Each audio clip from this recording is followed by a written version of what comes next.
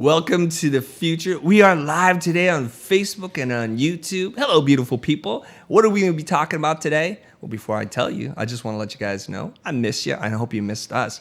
And here we are back on the live stream, back by popular demand. Today, we're going to be talking to Aaron Atchison. He's the founder of Farm Design based in Pasadena. And he is he's a man who's come from humble roots, humble beginnings, and that's his description, not mine. Now, oftentimes when we look at successful graphic designers and successful businesses, we make the assumption that it was preordained, that everything lined up for them, and that path was inevitable. This was most definitely not the case, so you guys are going to definitely want to stay tuned to this, because we're going to have a conversation with Aaron. He grew up in a town of 300 people. Small town. Stick around. Roll the titles.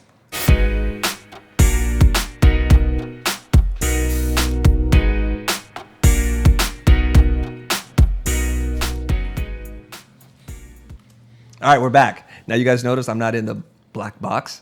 I'm sitting next to my good friend, and we are good friends. We've known each other for, I think, somewhere close to 20 years, if not longer. Ouch. Yes. It's been a while. So there's a familiarity here, and I've been prodding and pulling and pushing and hoping and begging for Aaron to come on the show and do it live with us, and he finally agreed. So lots of things has changed in his life. But before we do that, let's tell everybody who you are. Let's get back. Let's rewind the tape, if you will. Let's cut to my deck. This is Aaron Atchison, and he is the founder of Farm Design. If you guys want to look him up, what's the web address? Farmdesign.net. Man, you sound good in that mic. Dang. All right. Anyways, you grew up in a small town called Geraldine, Montana. Tell me about Geraldine. What do you remember growing up there? Geraldine, Montana is in the central part of Montana. It's a rural community, a farming community.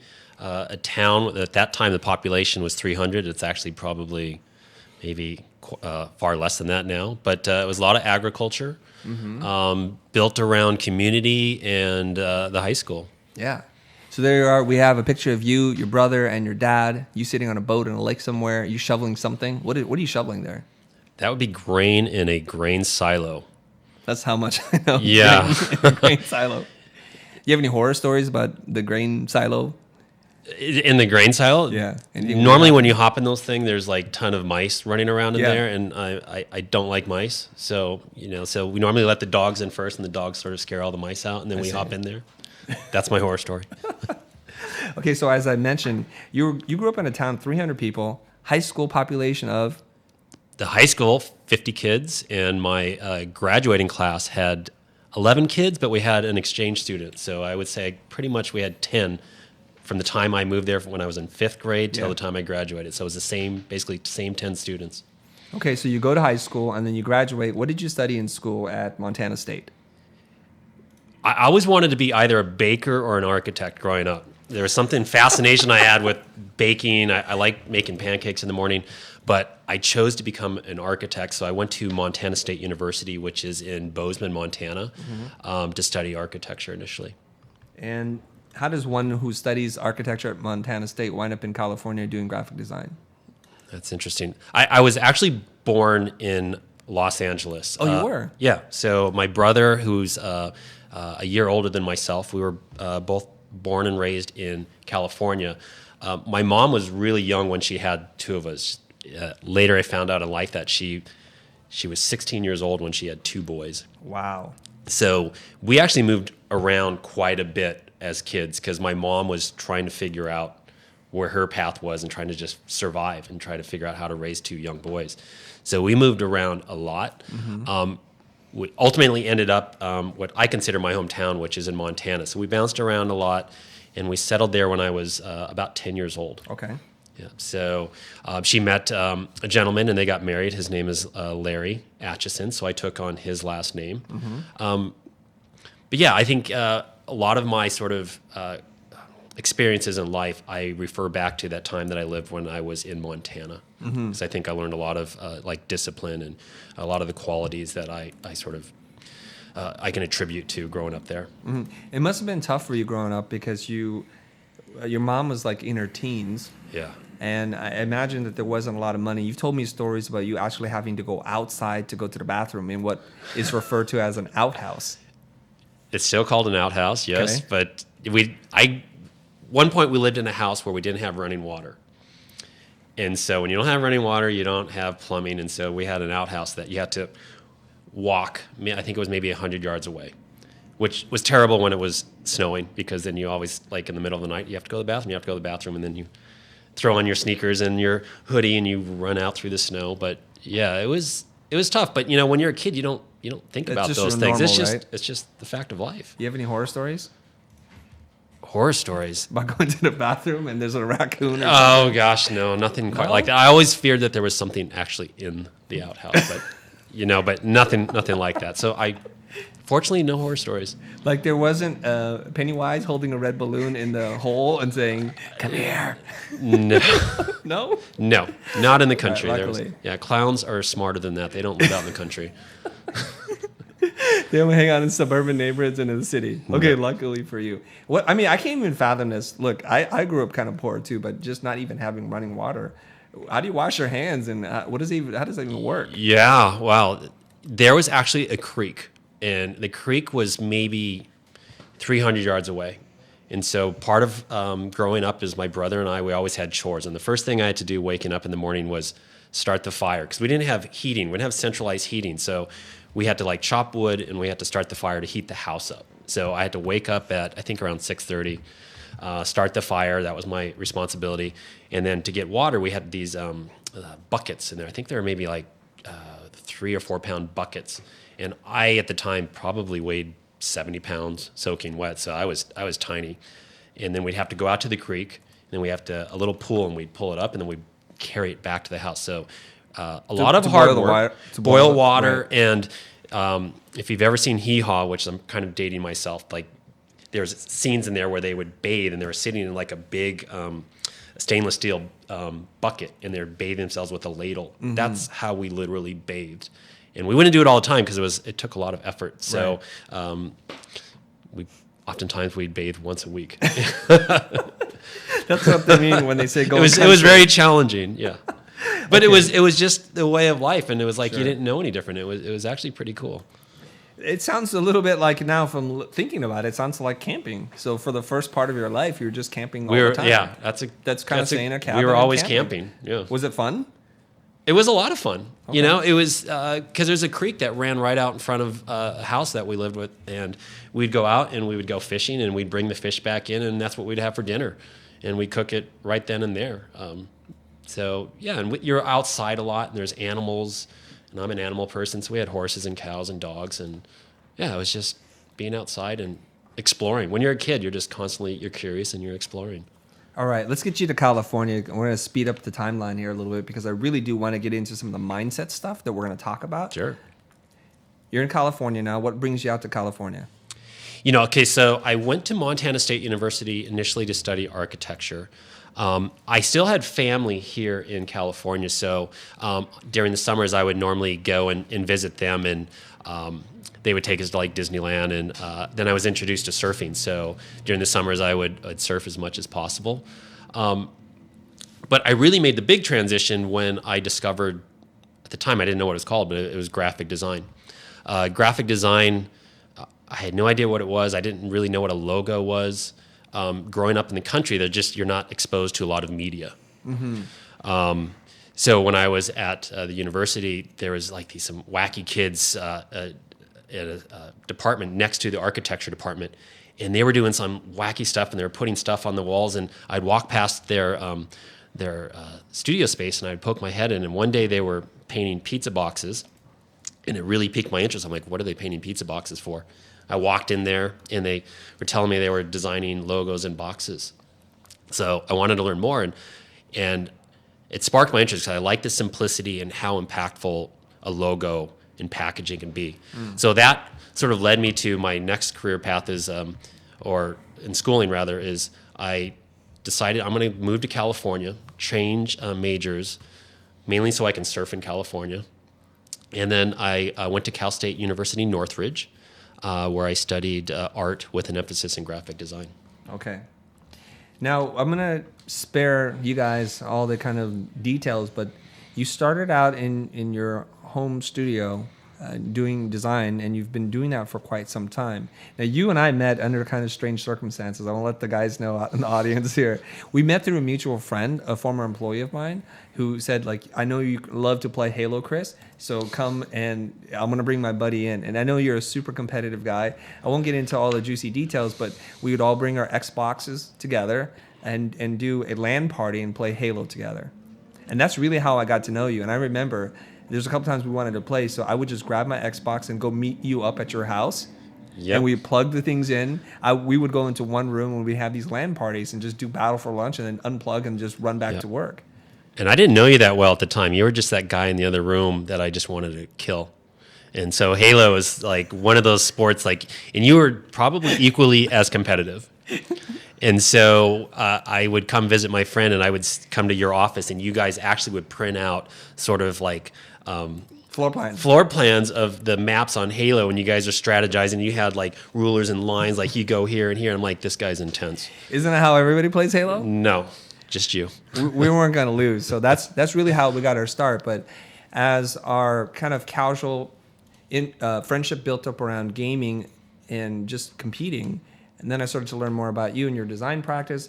And I'm going to get you guys to 2008 a little bit right now. Okay, so let's look at 2008. This is the studio in which you worked out of.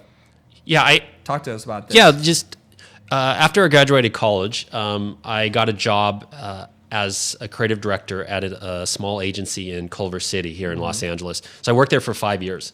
I sort of cut my teeth sort of learning the principles of design and working with clients and working with vendors. I learned a lot. It was a fantastic experience in my life.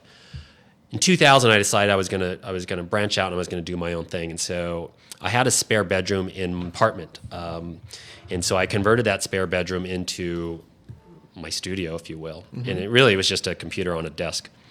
I had enough confidence in my ability and skill level, and I had some relationships and I had some small clients. So I'm like, okay, I'm going to take that leap of faith. I had a little bit of money in the bank account. I think at that time I had literally $9,000 in my account. So I've said, okay, that's pretty good. It was pretty good. That's pretty good. 9,000. I figured that I could live without any income coming in for 3 months, and so I kind of had a time schedule. Like, okay, if this is going to happen, I got to make it happen in 3 months. And how old are you at this point? Do you remember? Yeah, I was exactly 30. It was on my 30th birthday. I'm like, I'm leaving. Wow, okay. What year is this? It's 2000. Oh, 2000. It's 2000. Okay. Yeah. Oh, interesting. All right, I'm trying to map your timeline as to kind of what I took want the to do. 7-year plan in college, if you're doing the math. But, you know. I'm not, but yeah. Okay. Okay, let's look at some of the work. So it makes sense to hear your story about your love of surfing and outdoors and you're kind of into sports and you're an athlete and competition. So this is kind of... Yeah, that's where my passion was. Yeah, this is a time capsule into kind of the work that you were doing. And I remember talking to you at this point in time. And I want to tell a little story, you guys. So here's my story. I'm over at Aaron's house, and he's showing me the work that he's doing. And he's talking about doing work with new clients. And I remember you were showing me this very ornate packaging that you were putting together. I remember this, and you were going to go and ship this to whatever, or self-promo pieces. And I had asked you at this time, Aaron, why don't you get an intern in here to do this? There's somebody else that could be doing this while you do the high-level stuff. And I remember your response. Do you remember it? Or should I tell this part? I didn't listen to you much back then. So you were my mortal enemy. So, no. Refresh my memory. Hold on. How am I? I do remember you telling me I should do a do. lot So of things to improve my practice. So right. Basically, it was me giving you valuable advice that just hit you like a rock and fell on the floor at that Pretty time. much. Okay. Right. Your response to me was, hey, Chris, if I don't do this, what else am I going to be doing? And I don't know. I'm just a simple guy. I just want to do the work. I see something that needs to get done, and I just do it. Why would I hire anybody else to do this? What else am I going to do?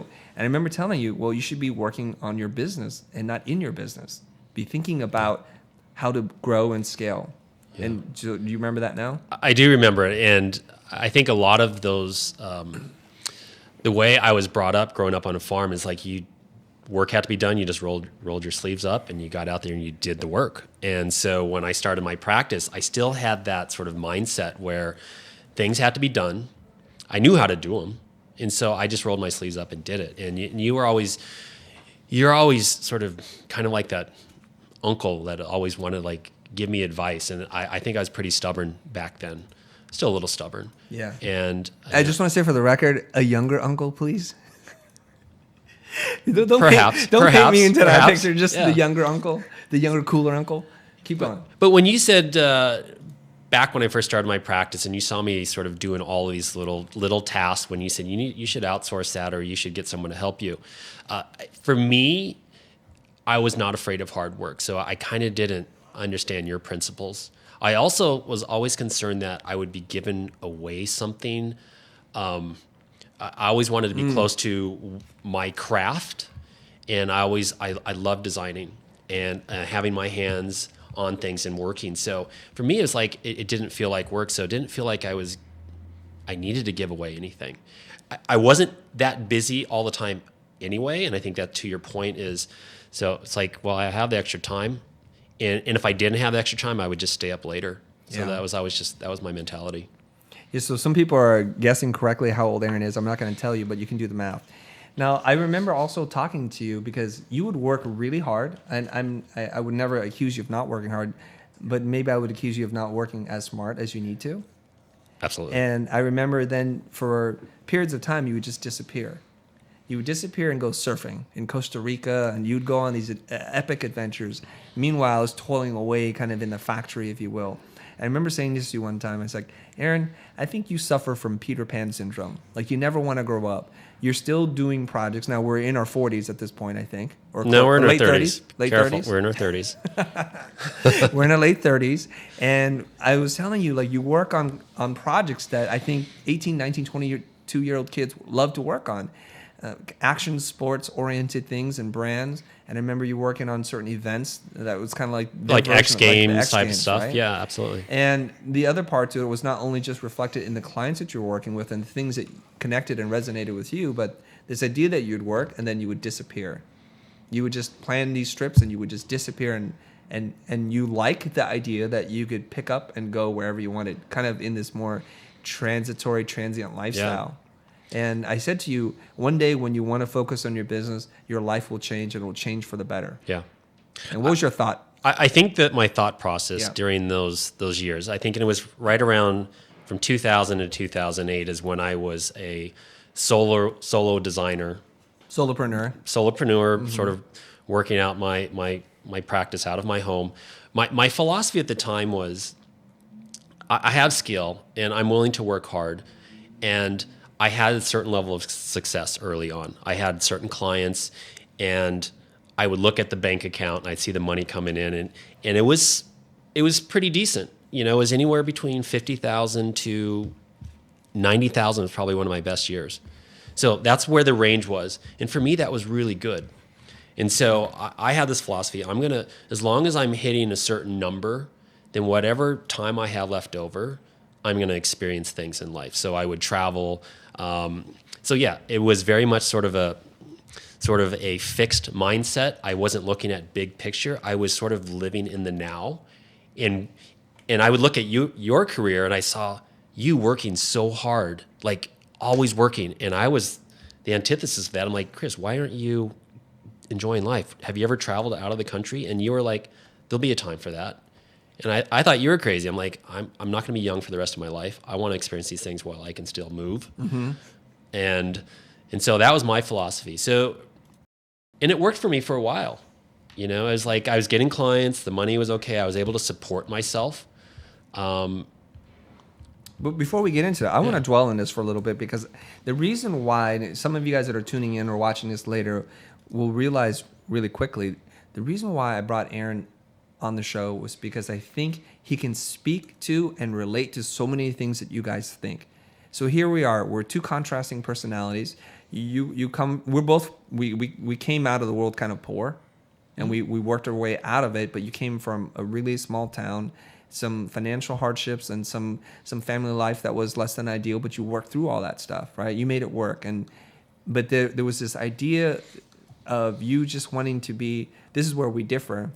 This solopreneur, doing the work yourself and doing it all by yourself, and having great pride in being able to do it, and then saying, what's wrong with you? Why don't you want to enjoy your life? And I can't see that. You're like probably just grinding away in the salt mine, kind of in the cubicle, if you will, although I didn't work in a cubicle. And on the flip side, I'm sitting here thinking, this guy has so much potential. He could do so many things, but he just needs to learn to grow up at some point in his life. And I'm just using that in the broadest sense. Like, you're a mature person, but I was just thinking, like, why doesn't your work evolve? Like, my work doesn't look the same as it did just a few years ago, let alone when I was in my 20s. I needed to do work that was going to be appealing to companies that could afford to pay me what I wanted to be paid. I just want to get a little bit of your mindset, how you viewed yourself versus me, and just, this is your opportunity to just dog on me if you want at that point in time. Yeah. I think a lot of my motivation was I'm just going to work hard. And that's where it came from my childhood and growing up on a farm. It's like, that's going to get me through tough times. It's like, the solution is just work really hard. And I wasn't looking very sort of proactively, like what's going to happen long term. Because I had a certain level of success early on, branching out as a solopreneur, I thought that was it. Like, it was just things were going to happen and materialize, and it was just going to happen. I was just a lot of things were very reactive. Way the clients came in, and how I adjusted with those clients. But it wasn't until I fell on some hardships where it made me sort of reanalyze who I was as a person. Especially at that time in my life where now I'm in my late 30s, I expected a certain level of success and comfort, and having stability in finances, stability in sort of in relationships, and really I started to uncover that I didn't have a lot of these things, and that's when there was that oh crap moment, and that sort of come to Jesus, like maybe I do need to grow up. Well, let's talk about that. So this is where I think we want to kind of pivot, and we can circle back. You guys, if you want to ask us questions on Facebook and on YouTube, we have two guys in the other room along with Erica, Emmanuel, and Sam, two interns joining us here. So they'll be monitoring your comments, and you guys let me know if you hear a really good question, okay? Feel free to interrupt us.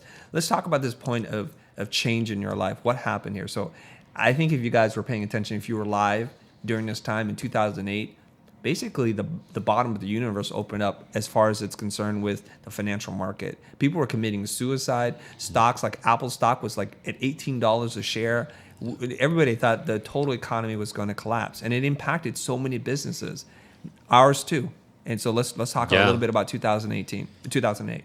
Yeah, so I think my business and myself was really just kind of on cruise control, and things were fine. There was money in the bank, and I was living the life I wanted to live. I had a lifestyle that I enjoyed. And then I think it was around 2007 is when the housing market sort of burst and the stock market went kind of went bonkers, the subprime market. Right? Mm-hmm. And what happened is clients and the phone stopped ringing. And that was when I saw the bank account starting to dwindle. How much was in the bank account at this point in time? I think I was always right around anywhere from $5,000 to $20,000. Okay. But that was fine when money was continually coming through. But then once the phone stopped ringing, I had to reevaluate what was happening. I think a lot of my clients, they would keep the work in-house now because their marketing budgets were a lot tighter. Right.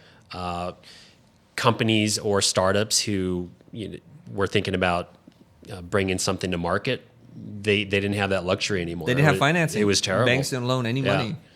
And so there was just absolutely nothing. Yeah, money dried up all over the place. And I think I remember two of your bigger clients in the action sports space, and they had problems financially too, right?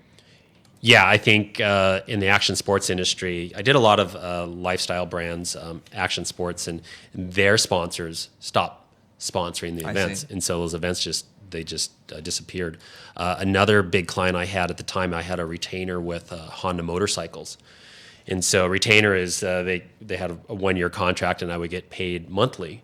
So it's kind of like a salary. So it was that stability. They stopped having work because they then tightened up their budget and kept everything in-house. And so then that was that moment where I needed to figure out what to do next. Well, this kind of stuff doesn't happen overnight. There's a slow progression, or it might feel like it happens overnight. But it felt like it happened overnight. Right. It was like one client calls you and says, "Aaron, it's been great working with you, but we can't do this anymore." There goes Honda. The action sports guys say, "We can't do the next event this year. All our sponsors pulled out."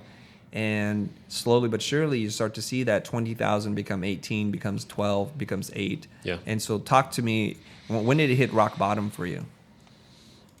It was pretty quick. I knew that, I mean, I probably started living beyond my means because I had a nice car. Mm-hmm. And I was more concerned about status and what people thought of me. So I kind of had a certain lifestyle that I was used to living, eating out and dressing a certain way. And so when I couldn't afford to do those things and the money wasn't coming in, that's when I'm like, okay, what do I do now? Do I actually brush off my resume and look for another job?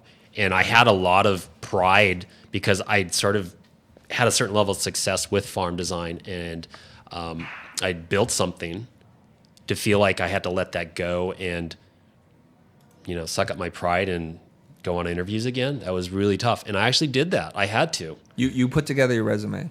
I put together my portfolio. I rewrote my resume. This is my late 30s now.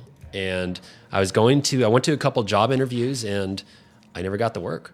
I'm like, wait a minute. Like, I thought my stuff was pretty good, but they weren't hiring. Why do you think that was? I think everyone was starving. Everyone was hungry. Everyone was looking for work. I see.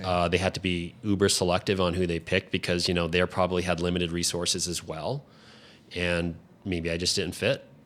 I think also maybe my portfolio was very one-dimensional, but that worked for me in terms of my business model is I focused heavily on an action sports sort of youth lifestyle sort of. That's who I appealed to, and those are the type of clients that I appealed to.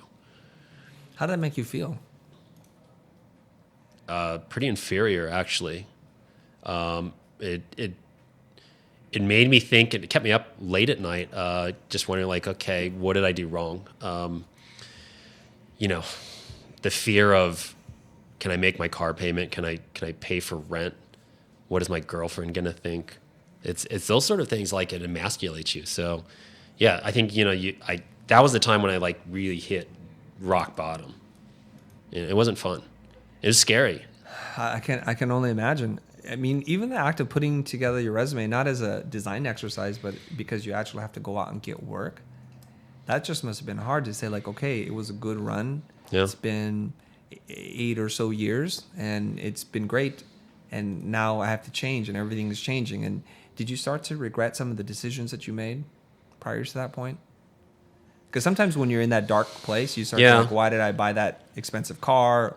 Why did I not take that opportunity? Or there was that one client that I could have done something different, but I walked away because I was too arrogant, or what? I don't know what it was. I don't think I regretted the decisions I made with my business. I look back at it as a learning experience, like, okay, I probably should have done something different. I certainly, I think with a lot of people, I live beyond my means. Mm-hmm. Having the nice car and live in a certain way. And at the end of the day, what does that all really mean? It's superficial. And it took sort of hitting that rock bottom to start to see those things and reevaluate and assess who I was and if I needed to change my mindset to sort of right the ship. Because everything was like the business, the accounting, my relationships, it was like it all kind of like came to a head. Did it cause friction in your relationship? It certainly didn't. It certainly didn't help.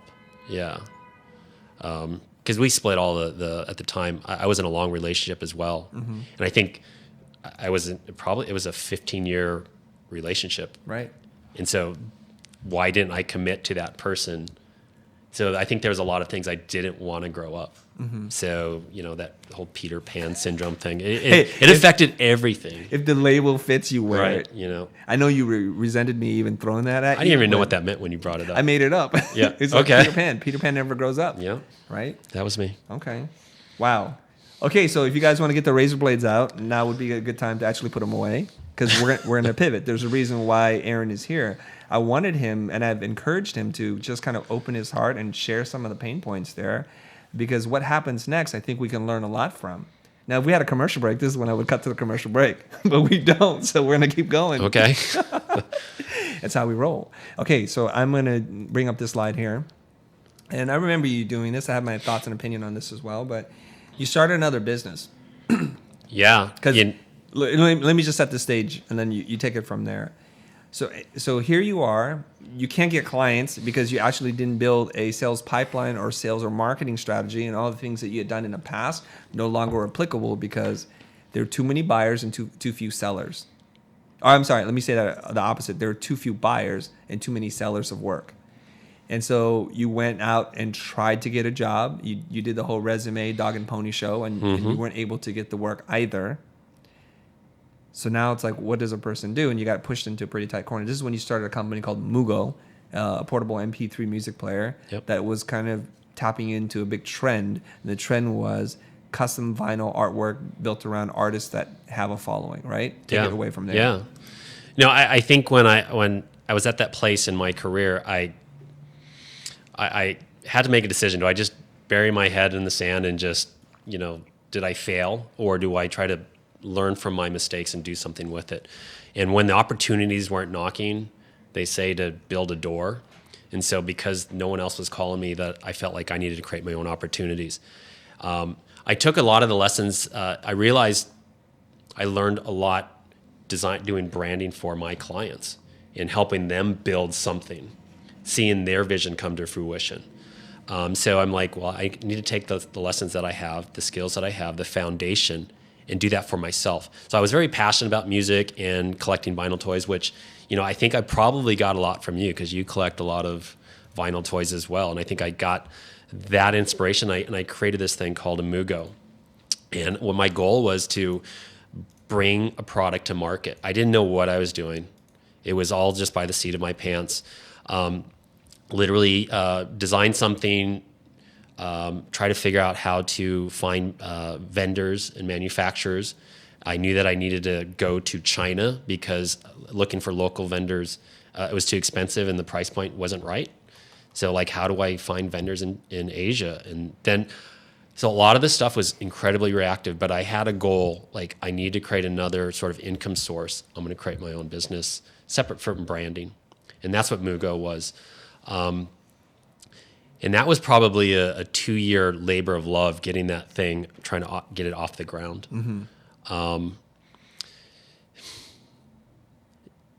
And then sort of in the middle, there's small little projects that might come in, but I was that whole time everything was running on fumes. I remember. Yeah. I remember. So sometimes a wise friend could come in and offer you advice, and then you would ignore it because of our competitive spirit. And then sometimes life sends you another message knocking at your door and then pulls the rug out from underneath you. And you can't attribute these the global forces at work, if you will, this whole subprime market that just bottom out as something that is a consequence of your action. Things just do happen. But then it's in those moments you learn that, we didn't prepare the emergency earthquake kit. Oh, snap. Now we got to go do something about it. And you tried one thing after the other. And where is it in this part of your journey is it that you start to make these kind of fundamental changes that lead you to kind of where we're going to take this conversation in a little bit? What happened? Can you remember? What were the triggers, and how did your mindset change? Because so much of what we try to teach on the show is about mindset. Yeah. I think one thing that I took from my childhood and my growing up on a farm in an agricultural community is my father always taught us to sort of feed the soil and not the plant. And it was a very literal lesson that he was trying to teach us. And what that meant was, in order for the crop to thrive, is you really need to put your focus on the soil. And so he taught us how to fertilize the soil, how to do crop rotation. So all of these things was putting the focus on a foundation.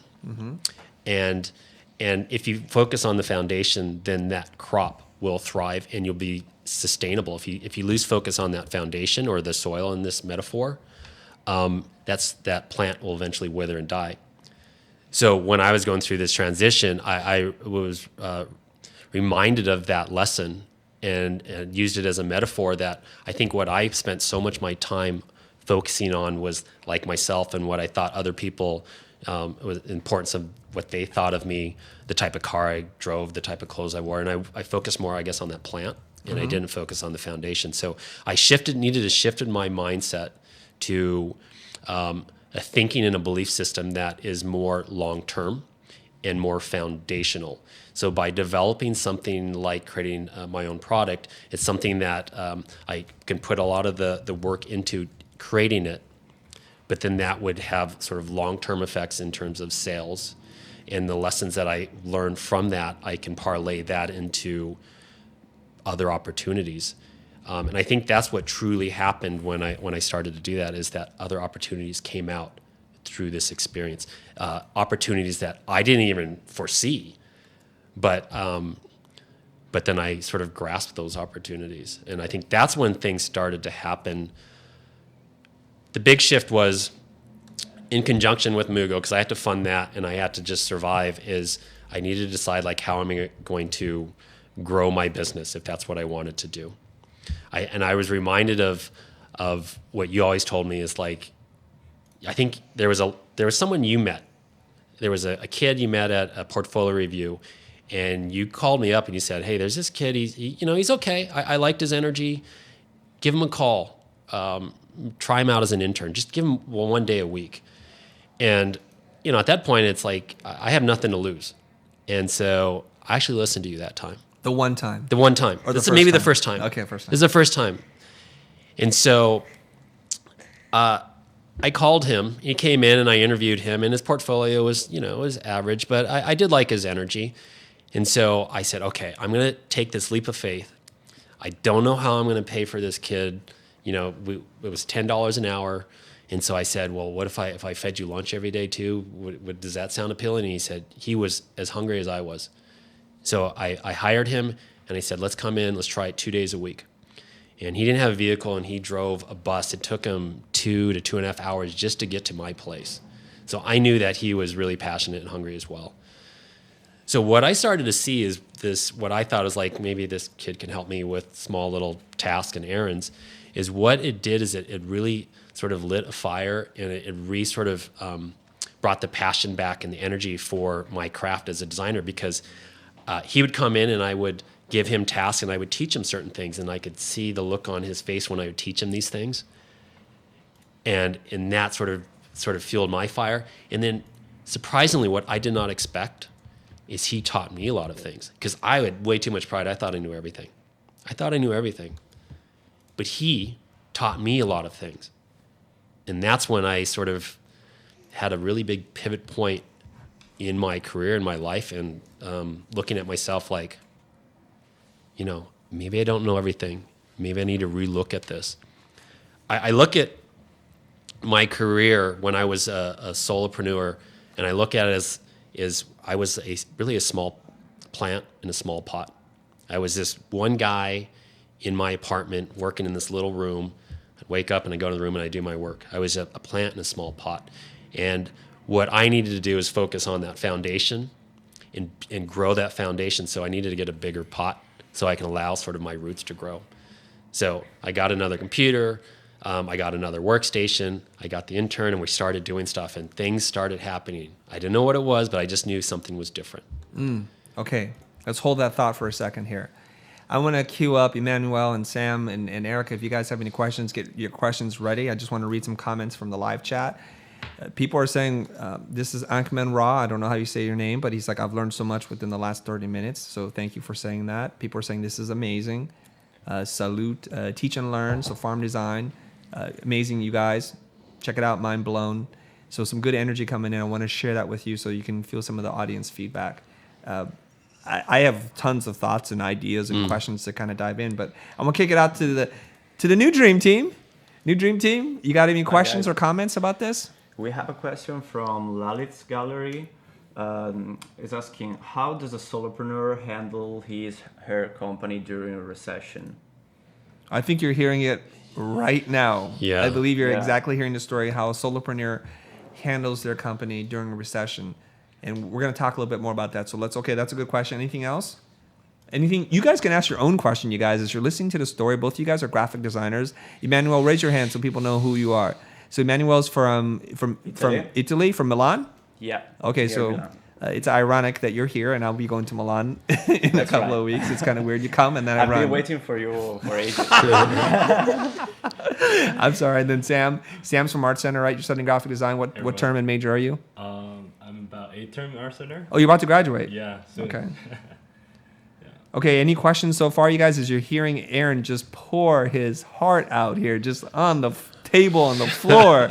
You got anything for us? Erica, I hear you smiling and laughing in the background, so what's resonating or what's connecting with you?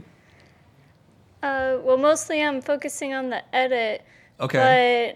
But it is really great to hear a story of how someone got started and the troubles they went through and how they realized their mindset.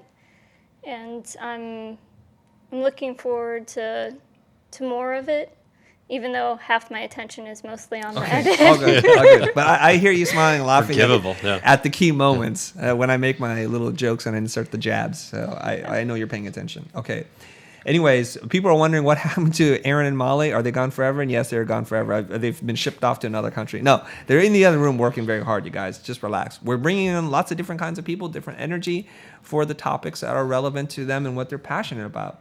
So let's talk a little bit about this. So before we kind of just broke away for a moment from the story, you're kind of in this dark place. You don't know what else to do. So you wind up bringing in somebody to help you. And I have to imagine, because I think we've had these conversations before, and this is going to touch upon a lot of what our audience is going to feel. So when you're not successful, you feel like, well, who am I to take on people and to mentor? Like, I'm not even worthy of doing that. And I'm barely making it as it is financially. How can I afford to bring in another person? What are they going to do for me? I don't have any work to do. What the heck are they going to do? Yeah. Right? Is that a sound about fair? It's pretty fair. Okay. Now, so despite all that, you finally let some words of wisdom trickle into the thick skull. And you actually do bring in a kid. You bring in the kid. Yep. And it was very generous of you, actually, because a lot of people do unpaid internships for you even to say, look, I'll pay you hourly, and then I'll buy your lunch because you're a good guy. So if you have a loaf of bread, I think you're the type of guy who doesn't just cut half and give it to his employee. You cut whatever you think the employee needs, and you eat the crumbs that are left over. So kudos to you. You're a good man, Charlie Brown. You are. Okay? So you bring in a guy, and you start to learn how to delegate. You learn how to collaborate. You learn how to manage. Absolutely. And most importantly, you're teaching and you're sharing what you know. And this is what they always say. Like, teachers say this, and it's a cliche, but it's totally true. You learn more from the student than they will ever learn from you. And I want to explain that a little bit, but I don't want to explain it. I want you to do it. Like, what do you mean when you say that? Like, you didn't realize you would learn so much by actually having somebody that you're going to teach. I think it's interesting teaching someone things that you know. First of all, I really didn't think I knew that much. I think I had certain levels of skill, but I say if you've been paying attention in life, you should learn something. And so having someone there where you can bounce ideas off and share information, you realize how much you actually do know. And then it starts a conversation. And that conversation stimulates and challenges each other. And I think that's what one of the challenges of working by yourself is who's there to challenge yourself. It's like, do you have that in that internal sort of voice that can do it for you? Mm-hmm. So having an intern or a student there who can challenge you on your thoughts, who can bring new dialogue and information to the table, I think is what really started to, where I started to grow as a person, mm-hmm. and made me want to learn more so I can share more. Mm-hmm. And so we started with that collaboration between the two of us. I think I felt like I was becoming a better person and more knowledgeable, and I could see him. He was always there on time every day, the front door, ready to go to do the next task. And so that just sparked the fuel even more in like, okay, where do I take this? What's the next step? And so I brought in another intern because the work started picking up. And so I brought in another person. At that point, I had moved, and I had a house, okay. And So we're gonna do the transition talk right now. Is that right? 'Cause Roughly, but I think it's important because I had a garage, so I moved out of this apartment with the spare bedroom, and I now had a house with a garage and a yard, and I put in more computers, and so I'm like, okay, I felt comfortable bringing that one person on. So little baby steps, little progressions, sort of scaffolding my efforts in trying to build for something greater. I didn't want to jump in head first. I was doing little baby steps, but at least I was moving forward with the goal that I need to do something where I can be sustainable and something that I can have to grow my business and my career. So I hired another employee. It started out as an internship. She was fantastic, and so I offered her a job after a few months. Yep. But we were in the garage, and it was difficult. I was surprised that she took the job offer because it's like this person who just graduated school who I thought was incredibly talented. Why would she want to come and work in my garage? So she saw something, I think, in me, perhaps. I think she saw something in my vision on like how I wanted to grow the business. And so I needed to get that bigger pot. And so I took another leap of faith, and I got an office space in Old Town Pasadena. So it scared me to death because now I have more expenses, more overhead. I had to pay for rent and utilities and more computers and a salary. So is pushing me out of my comfort zone is really what allowed me to start to grow and mature as an individual and mature as a business owner. Mm-hmm. Okay, so we're gonna cut to my slides here. This is where Aaron's office is now, right on the main strip in Old Town Pasadena. It was right on Colorado. He's right there above the Vans shoe store. Vans shoes and and something else. It's that second floor there. And Lush. And you can see him on the second floor with the orange lights. And I'm going to show you guys now a little bit about his office space. And he's gone through some expansion. You've knocked out some walls and kind of open up your office. And soon, I think you'll probably outgrow that office too. Right? That's a probability. That pot is probably, I'm outgrowing that pot. And so I probably need to get a bigger pot. So it needs to just continue to grow. So here you can see Aaron with his dog, Shelby, and in some of his staff, right? And now we're going to look at some of his work. 'Cause, I know the internet's really smart, so all our fans are probably already crawling all over your Behance site or on your website itself, your website proper. But let's take a look at some of the work. So now you're in the food and bev space, and you're doing really well. You're killing it. You're branding some really awesome restaurants and just really fun dream projects, if you will. Doing things from, what is this, craft cider to cold brew coffee from Califia, thank you. And then doing coffee packaging for Static. And some fashion stuff too. Yeah. You'll start to notice that I transitioned away from youth lifestyle and into a portfolio that can appeal to clientele that probably could afford to pay us, that I can afford to pay my staff. And so in order to do that, I had to get out of my comfort zone of doing what I knew well. We needed to craft a portfolio that can attract clients that we wanted. And so I feel like I've heard that before. I can't put my finger on it. I think I came up with that. Yeah, probably. Okay, keep going. But I think from a lot of your audience, it's like, how do you get to that next level? How do you attract a certain clientele? And I learned this from students is I would be asked to do a lot of portfolio reviews at my alma mater at Cal State Northridge and AIGA. And there was always, I get the portfolio from the student, and it would be, they would show work from school task, and the projects that they were probably most proud of, or something that was actually, they did in real life that was actually printed. But oftentimes those projects weren't that good. It's like, oh, I designed this logo and this brochure for a bank, for example. And I'm looking at, the design is not that great, but they think it's the best piece in their portfolio because it was actually printed or there was an actual client. And so I learned from that, I don't think you have to show something that you actually did. I'd rather you show me something that's exemplifies your capabilities and your design skills. So if that means you have to do something on your own, or if you're in class and a professor gives you a project, do the project, but then go the next step and expand on that project and that system for your portfolio.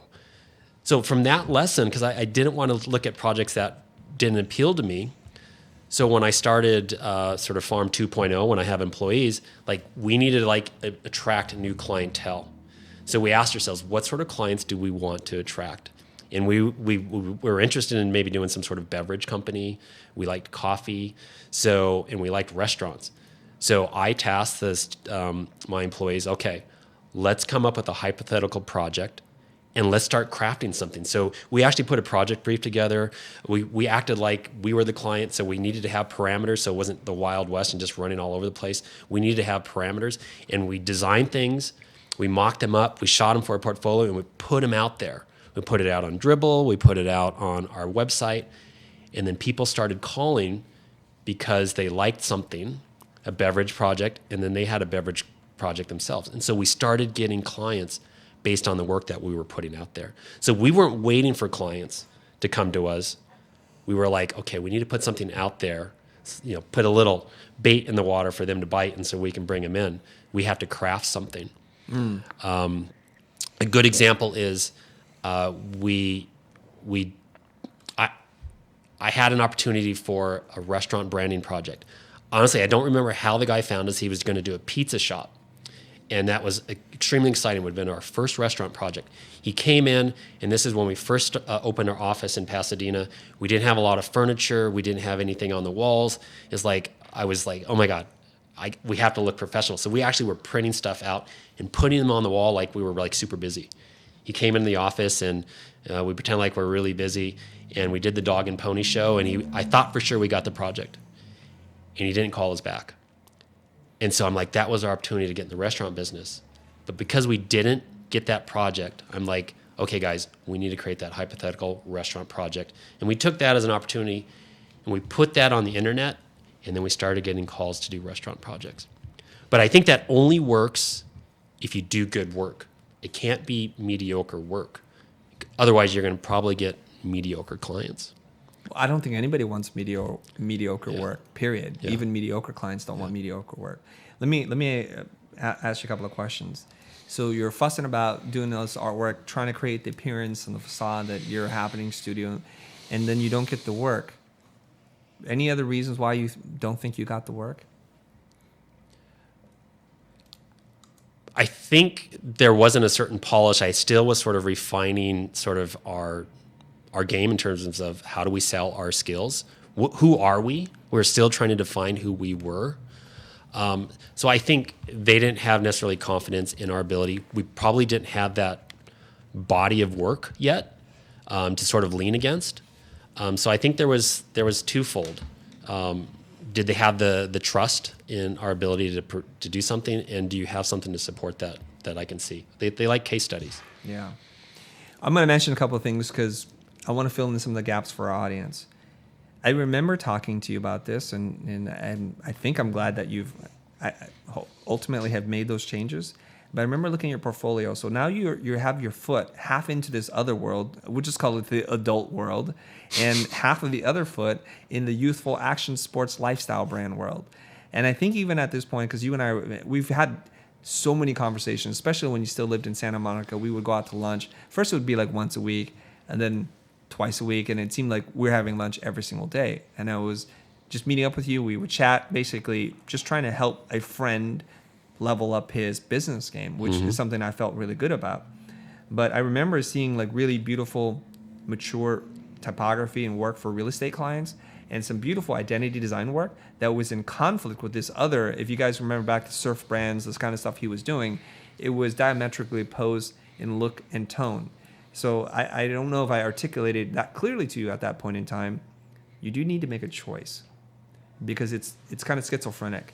People show up at your site, they're going to see something, they're going to ask themselves, which designer am I getting? Am I getting the more sophisticated, mature person who can understand big businesses, or do I want that youthful, edgy energy? And I think at that point, you weren't quite ready to let that go.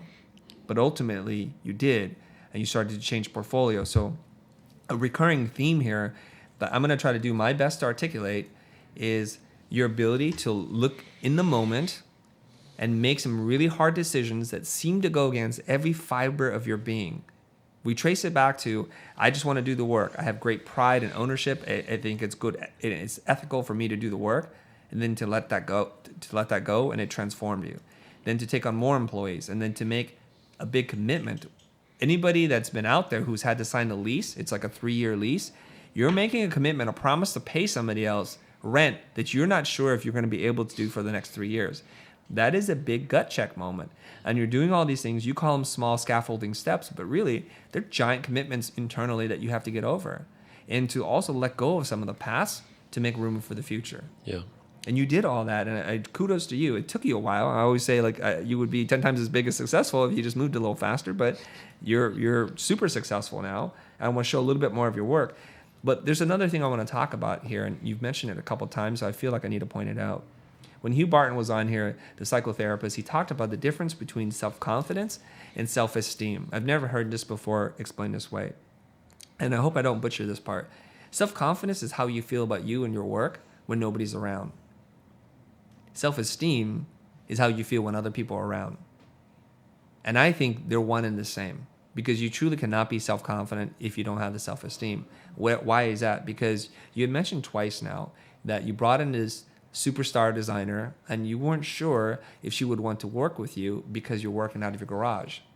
So I've never suffered from that because I always thought I have a lot to share and the work is going to be really good. Don't worry about the IKEA tables and the cardboard box that we work out of. And then that popped up again when you had clients come in and you're like, oh, let's make sure we look a certain way. When I want to spend all my energy working on the internal, working on the mindset, the self-esteem, the self-confidence, so I can learn how to talk to people. Because in theory then, when all that stuff goes away, when it gets torched or something happens, you still have this stuff inside, and that's the important stuff. But the last thing that you mentioned, which is a thing that we refer to as closing the gap. A lot of creative people, they know they're full of this potential, and they keep saying to themselves, if a client ever gave me the opportunity, I would do this amazing work. What they're doing is they're putting the burden of work and the leap of faith and the risk in the client's hands. You said to yourself, very wisely, we want to do this kind of work. Realistically, looking at our own work, we're not going to get this kind of work based on our portfolio. So we need to make the time, energy, and put the resources together to put this kind of work out. And you, for doing what you did, almost felt instant results. You put up the projects, it got talked about, it got shared on all these sites and these blogs, and then all this attention was now turned on to you. Yep. And it was wonderful. So you were rewarded for making your efforts about showing the people, the world, the potential that you believed in yourself, but hadn't shown before. And that's how you go about and get this work. So you guys out there that are scratching your head and thinking about this right now, how do I make that transition from being a poor, broke person, but not broken person, just a broke person? And how do I make that transition? How do I get out of that? So close the gap. You have to do good work. All of the conversation we're having right now, you guys, means that you have to know your craft. That's the beginning part. But that's not the end. That's just the beginning. Okay. Any other questions? And I'm going to show more of your work. I'm going to kind of figure out like life lessons, things that you can peel away from this. Okay. Any other kind of questions, you guys? People are saying this is like the best live stream ever. It's like, that's a little hyperbolic, but I'll take that. Okay. Somebody's putting in quotes, air quotes. Gianfranco, he's saying adult design equals money. I don't know. All right. We got a couple of questions. You do? Okay, fire away, man. Yeah, this one comes from Gally Taylor. All right, speak into the mic, dude. Oh. Yeah. This one comes from Gally Taylor. Much better. And she's asking if when you look for clients, do you look for one with definite budgets for your service, or do you work with clients to organically develop a budget for your service? You understand the question? Yes, I do. Okay. You know, when you're hungry, you'll take any client. So when you're developing and you're trying to build that foundation, you'll take pretty much any client as long as they're willing to pay you for your craft. So as you evolve and you become more polished, I think the rules change a little bit. And I think fortunately for my business, Farm Design, that we've evolved quite a bit in a really short period of time. And so the rules that I look for in work, I call it the sort of the 3 Ps. There's 3 rules I want to try to hit to determine if this is the right project for us. And the 3 Ps are portfolio, profit, and people. So portfolio is, I look at it when someone calls me, is it going to be a project that I get really excited about, a juicy project, something that I want to put in my portfolio, I want to take pride in. The other one is profit. I want to assess to see if the client is qualified, if they have a budget. And so I dig deeper, and you ask this question, sometimes it's unveiled when you do a proposal. And the third one is people.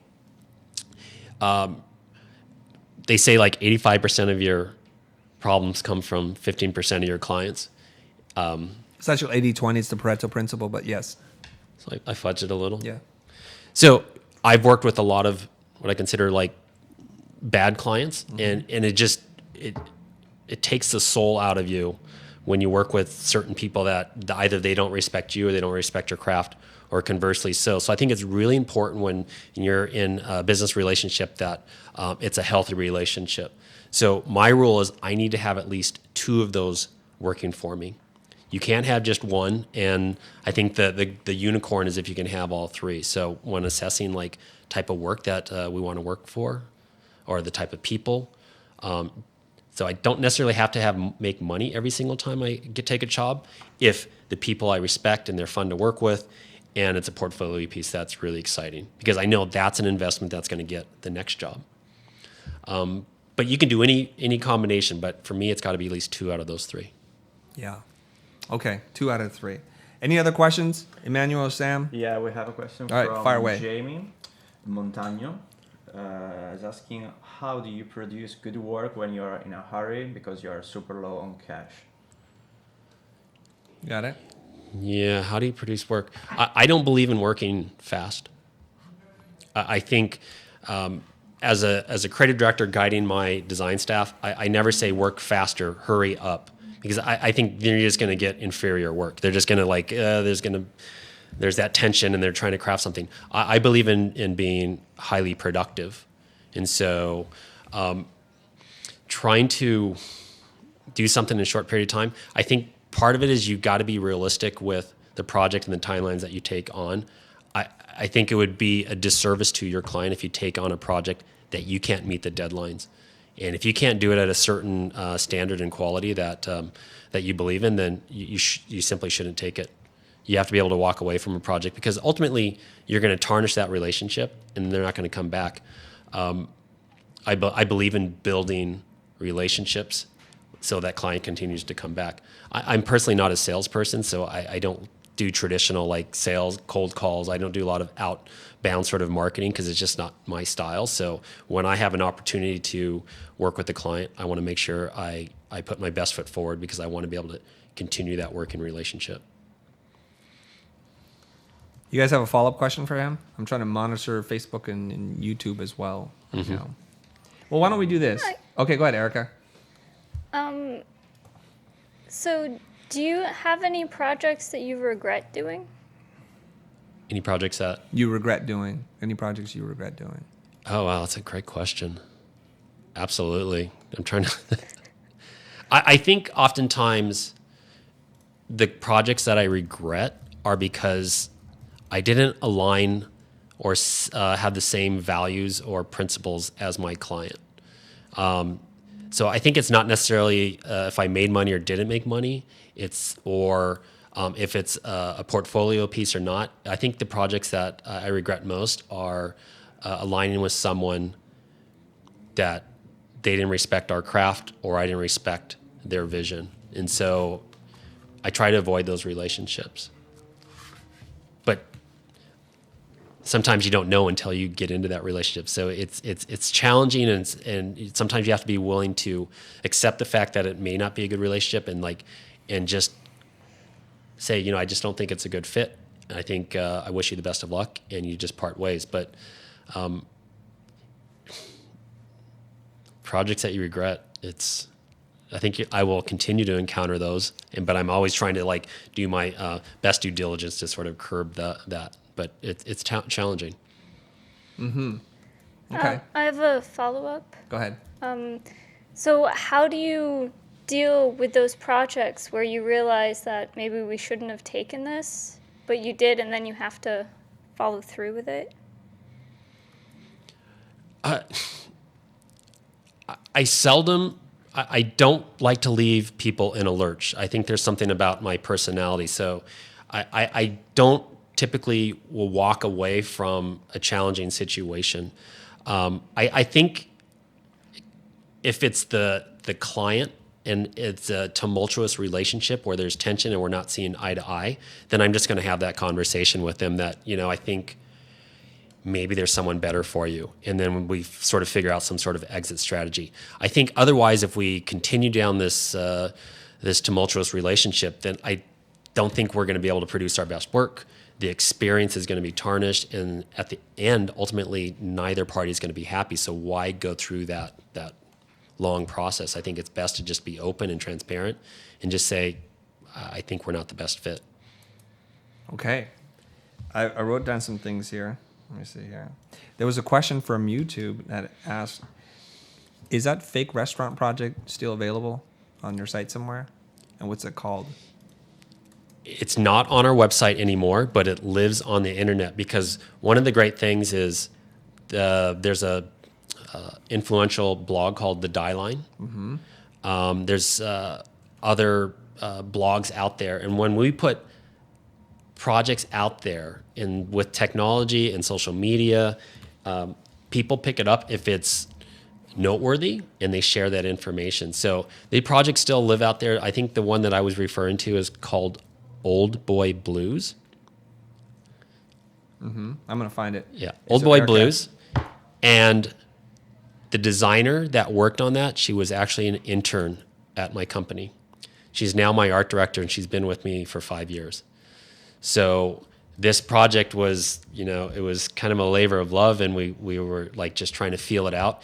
And it was all mock-ups. It was purely hypothetical, but that got us our first restaurant project. And today we do a ton of restaurant work, and I think on any given day we're probably working on 2 or 3 restaurant projects.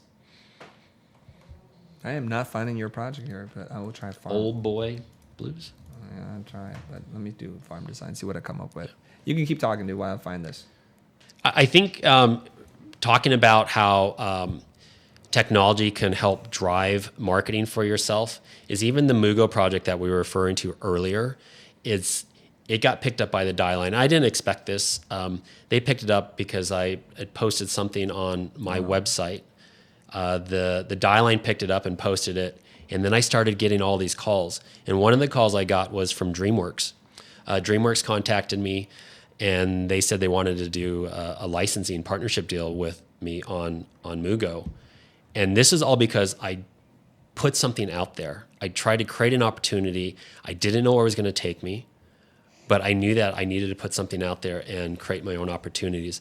And then I was able to get Mugo into Walmarts and Urban Outfitters and retail, but I learned a lot from that. I'm no longer doing Mugo, but I think that opportunity taught me a lot of lessons about the business side of design, and it took a lot less off the creative side. So when I'm going into meetings with clients, I can talk about the business side, which I learned through Mugo. Like, what is your go-to market strategy? How, what are your costs?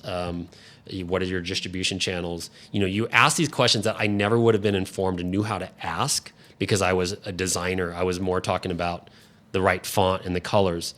But I think if you talk business on a strategic level and you bring value to the relationship, then that's when they're more intrigued and see you as a value partner as opposed to just as a designer. Mm-hmm. And that's when my business really started to grow, is when I changed the dialogue from design to business strategy. And I think that's a big part of why my business sort of took another step. Okay, I'm going to make a note to follow up on this, but we found Old Boy Blue. Yeah. It's right here on the screen because I was typing old. I didn't know it was Old Boy Blues. So this is what it looks like. I remember you working on this. And this reminded me to kind of ask you this question about mock-ups and things like that. because some people in our pro group, I told them you're going to be on the show, and they said ask him about how he does such a great job with his mock-ups on Behance. Are there any tips that you can share with us? How much labor is put into these photographs that we're seeing here? Well, we're not photographers, so we just do the best we can. We just try to figure it out, and I think that's the whole key to these things is just you'll figure it out. Just go into it. Not necessarily, you don't have to know the outcome. You just have to be willing to take that first step. So this we like take for example this image here. Yeah. Is this a stock photo that you comped the thing on the brick wall? No, we actually this is one of the alleyways behind one of our office in Pasadena, and we shot this with the SLR camera, and then we actually photoshopped the graphics on the brick wall there. Who's the guy wearing the vest, carrying the crate and the bicycle? He was an employee at the time. Oh. And so Okay. he modeled for us. All right, and he had a vest and an old That's straw his hat. style. Okay, what restaurant are we photographing this in? Yeah, so we're like, we need to get that contextual shot. And Yes. so we actually went into a burger place, and we said, we're doing a student project. Would you mind if we shot some photos? And they said, no problem. So we ordered some food, and we took some snapshots. Yeah, I remember at this time you barely even knew how to use the camera too. I was remember 'cause terrible. you were asking I me still questions. don't know how about to it. use the camera. Okay, well it's fine. But you knew enough now on how to take a shot that's kind of lit well and kind of understand lighting, and it's a key part to you being able to do such great mock-ups. For us, it's a lot about storytelling. So it's like we wanted to tell the story, the brand story, contextualize it, and so that was circa. There might be a date on there, circa 2012, maybe 13. Something like that. That's Yeah. okay. And then I want to look at your portfolio now on farm design on Behance. You get a lot of leads from Behance. We get a lot. You get a lot. And Yeah. so I want to talk about this for a brief moment because I've been harping on this to our audience. And they're like, Chris, I can't get any work. And I said, are you in Behance? And what does it look like? And how much effort and energy did you put into those things? So I'm going to step on this one since it's the newest one. Sure. The CyberWorks thing here. Let's take a look at it. Go ahead and talk us through this thing. What are you doing here? This is a project that we just launched yesterday. It's called Bivouac. It's a cider company in San Diego, California. They came to us maybe a year and a half ago because they saw some logos that we put on Behance that also was just a hypothetical project. Which one was that? That was Rust Coffee. Rust Coffee. Okay. Yes. You guys look. So we put, so they found us on Behance. They contacted us and we started. Well, they do cider. They wanted to do canned cider. They wanted to have a restaurant, for sort of a watering hole for their clients or consumers. And this is a 1.5 year process.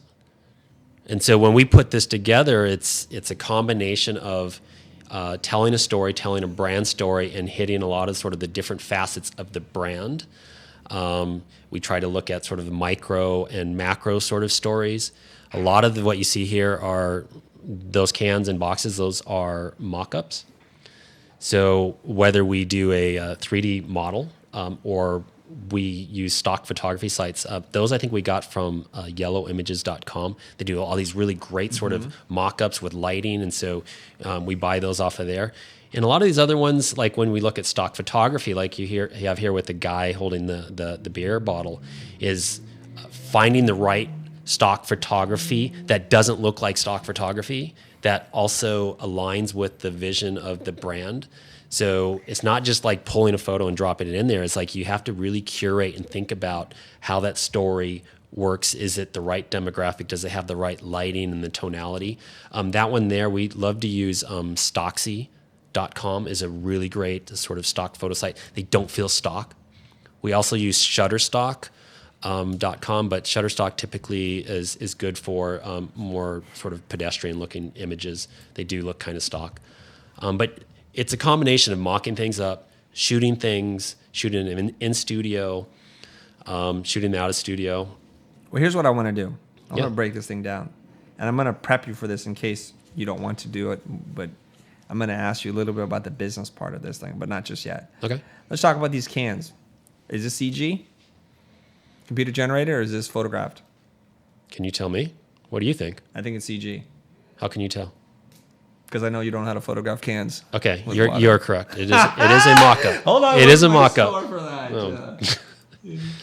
It is a mock-up. But I think It's beautiful.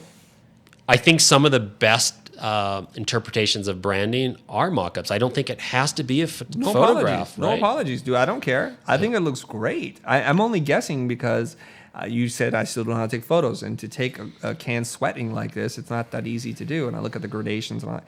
You used yellow. What was Yellow images. Yellow images for this. How much did it cost you to buy the model for this and put your label on it? $1.50. $250. Okay, $1.50, you guys. $1.50. $1.50. So this, thanks for sharing this. Now, I just want to take a moment and say this to you guys that are out there. Aaron could have hoarded these resources. He could have said, you guys figure it out. Because if you guys go look for 3D mock-ups, you might spend quite a bit of time trial and error and finding the right vendor. So I really appreciate you saying that. And I've not heard of Stocksy before.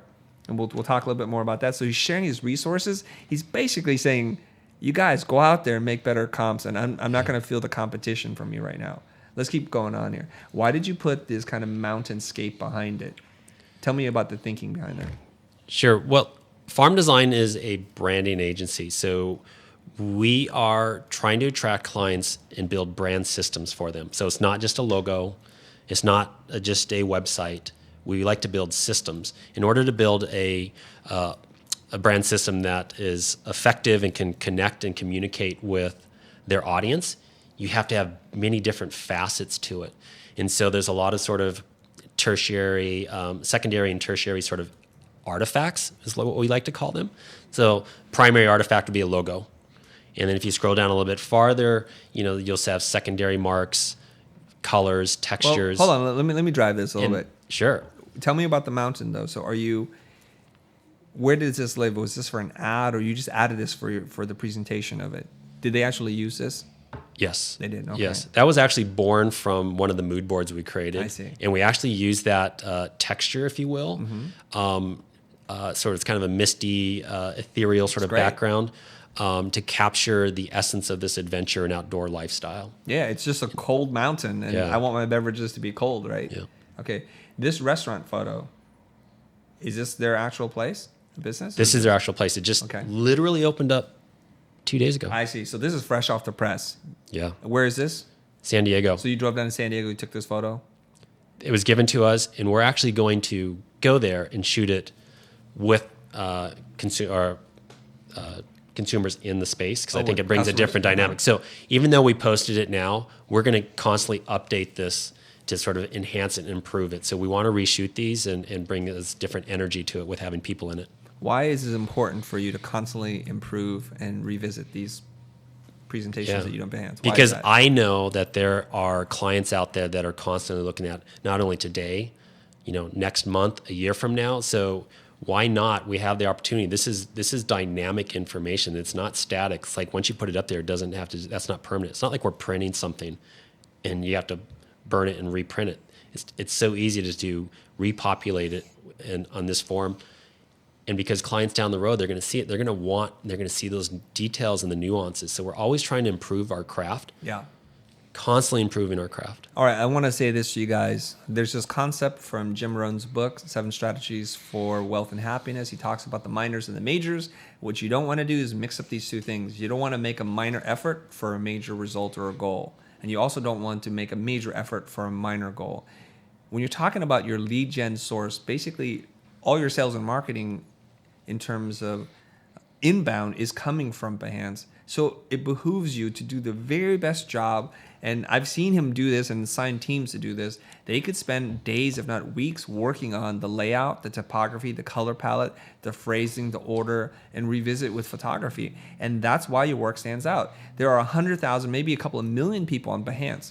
Well, why is it always that the best work rises to the top? It's because they put the time and energy into it, and you need to do the same. I want to go back, and it's getting close to us breaking for the show here, and I'm sure our live stream audience probably doesn't want it to end, but it's going to end at some point. So I want to dissect this really quickly. Just give me shorter answers, as there are a lot of slides I want to talk about. This is a deep dive into his portfolio, his sales and marketing technique, because of the work that we're seeing here. Embrace your adventure. Did you guys write that? Yes, we did. And so there's a little typographic treatment. Brand voice. And they can use that. I saw it on the can. And again, there's another photo here. I'm assuming that's a stock photo. Okay. Correct. And then this is another 3D mock-up. Yes, again, yellow images. really good. Look at the corrugated cardboard there, you guys. That's looking really slick. I say, because when I look at portfolios and I can tell that it's a mock-up, that I say it's revealing the man behind the curtain. I want to try to craft something that you can't quite tell, like, is that real or not? That's the level of detail that we're trying to get. So it's like how a light hits it, how the shadows reflect, all those little nuances. If you can make it where you don't reveal the man behind the curtain, then I think then it's okay. And then we're going to post it. Are they giving you the 3D model, or you give them the artwork and they render it for you? It's really great, because if you subscribe to a premium version on yellowimages.com, you can actually have them do a 3D render for you. You just give them the drawings, and I think in 2 to 4 weeks, then they'll give you something. But then they'll use that as they'll sell that As a stock model. As a stock model on, because they're just trying to build content as well. So for a small fee of $300 a year, they'll actually make custom renders for you. What's the limitation? How many can you get done? I believe it's just one angle. But No, I mean in a year. You pay $300 a year. unlimited. Wow. Yeah. Okay, guys. If you were to hire All right. a CG guy Of to course. do this, they're going to charge more than $300. I think sure. I think they're in Russia. Well, whatever. Okay, so if you guys are in the 3D mock-up rendering business, you are now just out of business. Okay, let's keep going here. Ride the Winds of Change, something you wrote, The Feather, the same Misty Mountains. These coasters, are these mock-ups? With the It is a beer mock-up, or a and you cider? can tell. Like, we even put like a water stain on the actual coaster, shadows, and we composited all that together. The background, Photocomping. yeah, the whole Yeah. thing is a composite. In this entire project here, I would say we probably invested around 100 hours to sort of mock this up. This is maybe 2 people working on it for over a week. Mm-hmm. That's how important it is to us, because I know the investment of that time and effort. I have to pay my employees to do this. I understand. So it's an investment, and we know that this is going to beget the next project. Right. I'm going to say something that is both a compliment and an insult to you. You ready? I tell my team, guys, look at these mock-ups. This is the gold standard to my team. We could do better than this because we're better than them, aren't we? Or are you telling me we're not as good as them? So I kind of just throw that out there. So if you guys, my team, can't make better mock-ups and layouts than this, you're not worth that much to me. I don't say it quite like that, but, Where was the insult? the insults were better than this. I think anyone can be better than this, and I know that, and with that, Yeah. is like we also know that we can get better at this game as well, and so a year from now, we expect our portfolio and our mock-ups to be better than it is today. So you never just settle Look. on your laurels. I do want to say this. Your mock-up game is tight. So you're already at that kind of upper echelon. Are these your shoes? That This is your me. foot? Yeah, I can recognize your foot. That was also a composite because Sure. the photo wasn't great, so we composited things together. A lot of color correction, shadows, reflections, beer stains, all that, or Yeah. water stains. So you guys know when they say that they're a branding agency, they truly are, because they're writing copy. They're working on a lot more touch points than just the mark itself or just one package. They're trying to create the entire kind of visual reflection of what this brand is all about. Okay, so I think you did a great job there of explaining all that stuff. Of course, this is the stuff we see in a lot of sites, and you like to do these multiple logos. You call them brand artifacts. I think Yes. that's the thing that you like to do for your clients. This is a stock photo. I'm pretty sure of it. This guy's stirring hops or whatever he's doing, right? Correct. Okay, great. Good job, man. And I do want to say this to both designers and clients who are potentially watching this episode, is that there are a lot of really great images out there, maybe too many. And the problem is the ability to hone in and find just the right image. So the image might not cost you very much in terms of payment. Like to buy an image off Shutterstock or Stocksy, it's really pennies compared to what it would cost to commission somebody. What you are paying for is somebody with an eye who can curate this stuff and scan hundreds, if not thousands of images to find the one right fit for you. And that is a skill, and that is worth paying for, because they've taken an asset that is $1 and they've made it $100,000 image because they've selected the right one. They might have gone and color corrected and adjust some things so it becomes something like Absolutely. only Those you have. details, the curation is so important. And it's like you can tell pretty quickly if that's Yeah. a stock photograph or a mock-up. We try to sort of increase that perception of what that is and be able to tell a story. So you're focusing on the story And I think if you do it really well, I think that's what we're trying to accomplish. Okay, I want to talk a little bit about business now. Can we talk some business? Yeah. All right. How much you get paid for that project? The bivouac? Yeah. That was an interesting one because it was actually got stock options in the business. Woohoo! Excuse me. Yeah. Just a dinger on that. There we go. All right. Oh, did you really? Yeah, I did. I did. No, so I actually part owner, but very small, very very small. But if this thing gets sold to Budweiser, You can buy another car. But in lieu of, in terms of cash, it was I think it was 45,000. Woo! 45,000. Good for you. So it was in 3 payments, spread out over a year and a half. But yeah. Excellent. And when you told the client, and I want to talk about some of the mindset stuff here. Let me put this down. $45,000. We always have these kind of fear, like, is it too much? Is it too little? Tell me about your mindset when you're like working on the estimate for this thing. Okay, so the individual who contacted us actually was already engaged with another agency down in San Diego, an agency that when I was in school over 20 years ago, I looked up to. I would buy books because their logos were in it, and I know who you're talking about. They're amazing. They're still amazing. And when I heard that he's working with them, I'm like, okay, we're kind of not in your league or the league that you're looking for. But he said, I saw the Rust project. It's on our Behance page, and that was a hypothetical project. He said, I just love what you guys do. There's something about that. And so he wanted us to put a proposal together. I knew the agency that he was already engaged with, but that he was having concerns with. And so I took a risk, like I'm going to go bid higher out of my comfort zone, because you're always pushing us when we chat, we have our tea time, and you're saying, ask for more. Why are you at? You can ask. Like, okay, this is that one time. Okay. This is the one time I think I'm going to listen to Chris again. I'm going to try to go out of my comfort zone, because probably my comfort zone was far less.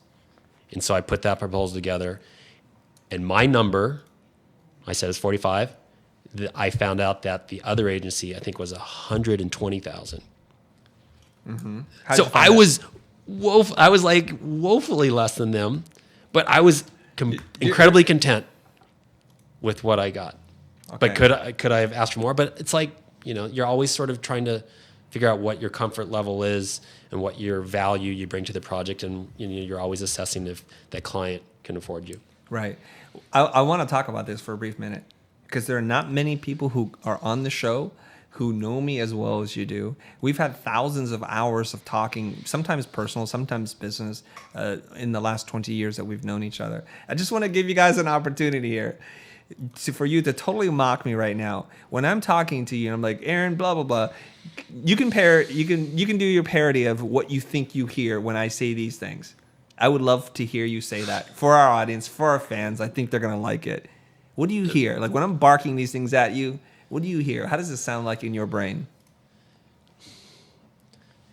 I mean, you ready? Oh my God. Do your close-up right there. Oh my gosh. Tell the people how it sounds in your brain. I'll get out of your shot. Go ahead. Well, I mean, we first started, we were kind of like enemies, because we were like, we're not enemies. No, we were. We started out as enemies. Like, I just wanted to crush you. I never saw it like that. And then It was easy to crush you.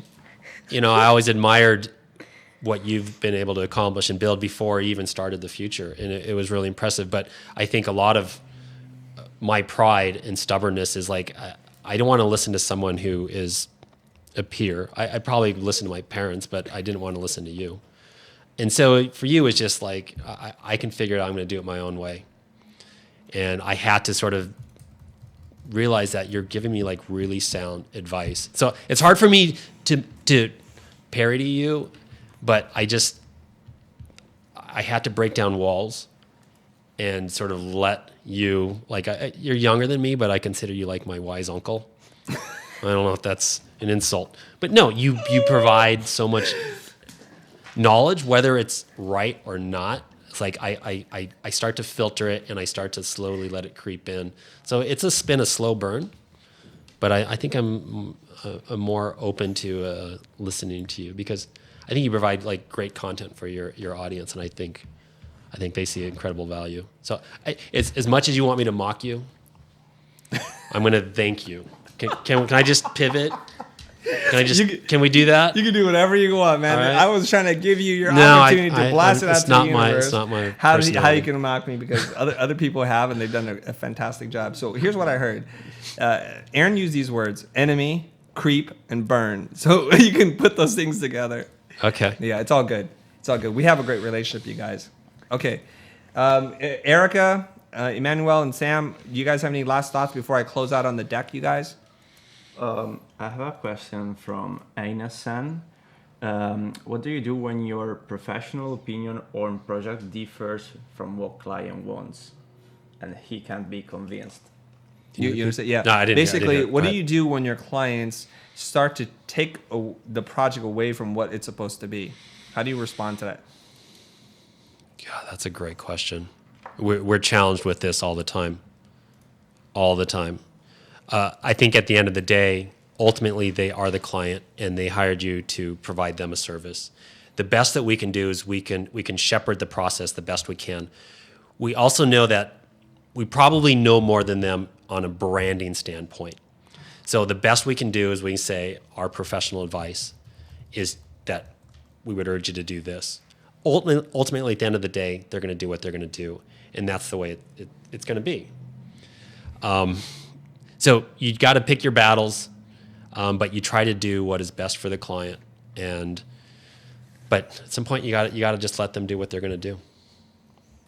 Okay. I hope that answered the question. It's your answer. That's good enough for me. Yeah. All right, guys. I want to thank you for coming on the show. Aaron, before we say goodbye, I want to look at some of your work and talk a little bit about your journey, and then I'm going to send this out, all right, with some music, I think. Can I say You can say whatever. that when you talk about my journey, it's like I want to give a shout out to the people that aren't here in the studio, and that's all my employees. Past and present. Because they help shape who I am, and they help shape the business.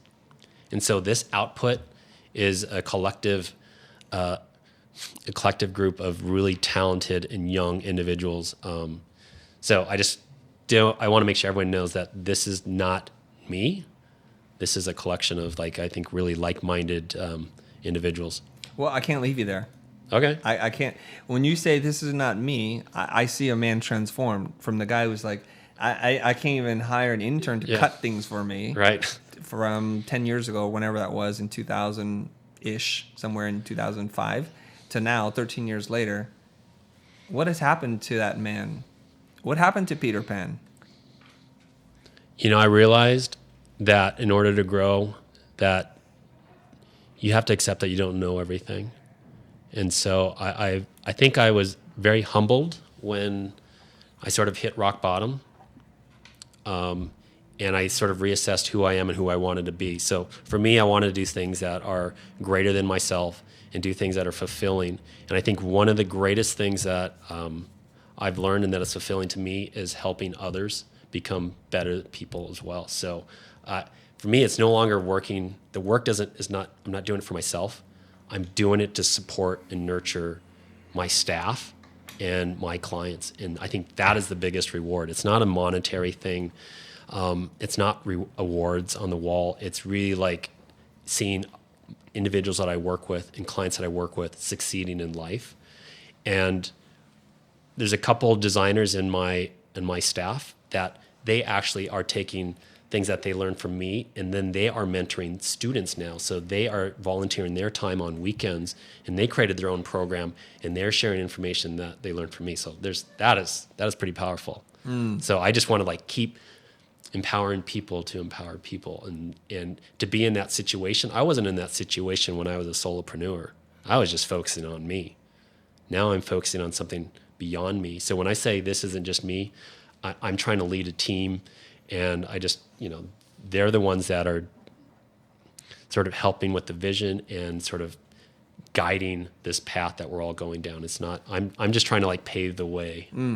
Okay, so here's what I'm hearing from you, is that when you're working by yourself as a solopreneur, it becomes kind of like this echo chamber. And I hate to say it like this, but it was very egocentric. Very much. And it was about all me. It's like Marsha, and that's what it became.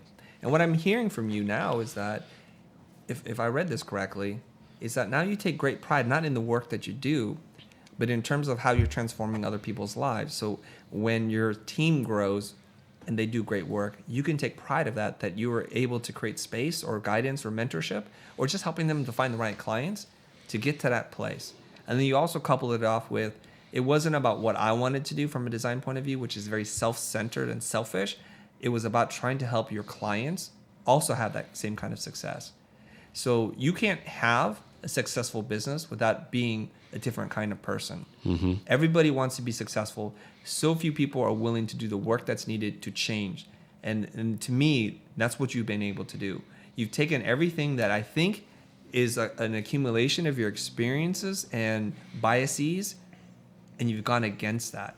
You've let go of so many things. And that's what has been, I think, the key to your transformation. I think it's pretty accurate. I think it's getting out of your comfort zone and challenging yourself. And I think that's when you grow as an individual. And then learning from that, and then you challenge people around you to help them grow. So getting out of that comfort zone, I think, is a big part of growth. In order to be able to get out of your comfort zone, you have to be able to accept the fact that you don't know everything. Okay. So let's look at a couple last few slides, and then we're going to close out the show. Here's some more things. Of course, you guys can go to Behance and look up Farm Design. There's a couple of Farm Designs there, but you'll recognize the work, and then you can look up the rest of his portfolio. And I believe Aaron is relaunching the site on Thursday-ish. So if you go to farmdesign.net, you'll be able to see the freshly minted site. And this is really wonderful, beautiful work. It's got really great attention to detail, patterns and textures and color palettes. And I truly appreciate and love all the contextual applications that you provide. So seeing it in context makes it feel so real and so rich. I don't mean in terms of price, but it's just a feast for the eyes. Yeah. And I think that's what you guys want to do. And you see this diversity. Now, I look at this little boy who loved basketball, and you're an athletic dude. And then I see like what you've become as the boy from Montana to the man who's like running in Spartan races, and you're pretty hardcore, and you're super competitive. So competitive, I'm like, you leave me in the dust. You just keep doing these things. Like I'm just trying to limp across the finish line myself. And you were a guy who was afraid of commitment, afraid of being out in the public, to speaking at TED. Huge accomplishment there. Kudos to you. And making the ultimate commitment and getting married. And before anybody starts to cry, we're going to end the show on that. Okay, you guys? End it quickly. Yeah. Okay, so let's get back to me. Aaron, thanks for coming on the show, dude. I know this is a big moment for both of us, because there was a lot of fear, questions, concerns, and all that kind of stuff about what's it entail. And I'm so appreciative that you've been so transparent and sharing of all the highs and the lows. I was a little shocked that you were able to talk about the money. I wasn't sure if you'd go there. And you just let it go, baby.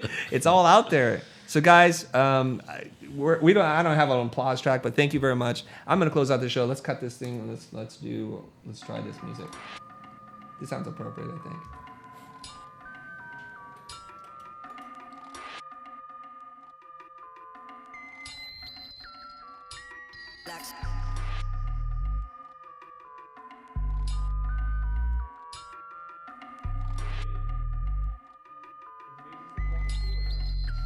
Just a thought, relax.